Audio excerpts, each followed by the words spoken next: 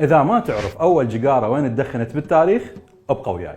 تقول المصادر التاريخية ان اول جيجارة بالتاريخ صنعوها شعوب المايا، وهاي القبائل كانت عايشة بامريكا الوسطى قبل آلاف السنين، وكانوا الكهنة يدخنوها بالطقوس الدينية. وسكان امريكا الاصليين استخدموا التبوغ كمطهر للجروح ومسكن آلام وعلاج الاسنان وآلام الاذن. اما بالعصر الحديث فتم اكتشافها مرة ثانية بسنة 1492 وهم بامريكا، بس اللي نقلها لاوروبا هم البحارة اللي كانوا ويا كولومبوس، لان ذول البحارة شافوا الكهنة مال الهنود الحمر يدخنون التبوغ فقلدوهم، ولحد القرن السابع عشر ميلادي تقريبا انتشرت بكل العالم. بداية انتشارها السلطات الدينية المسيحية حرمتها وفرضت ضرائب عليها وعقوبات توصل لحد الإعدام، واتفقت أغلب المؤسسات الإسلامية ويا المؤسسات المسيحية بتحريم التدخين. ورغم هذا التحريم والعقوبات انتشرت الجيجارة انتشار كبير بين كل الأوساط، من الملوك والرؤساء لحد المتسولين. أما إحنا بالعراق فحالنا حال باقي الشعوب، دخل لنا التدخين من أيام الحكم العثماني، بس حاليا الوضع والإحصاءات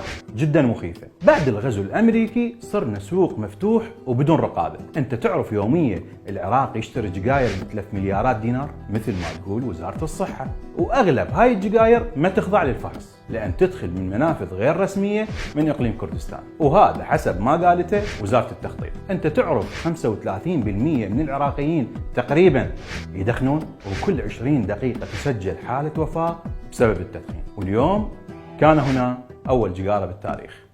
أودعناكم.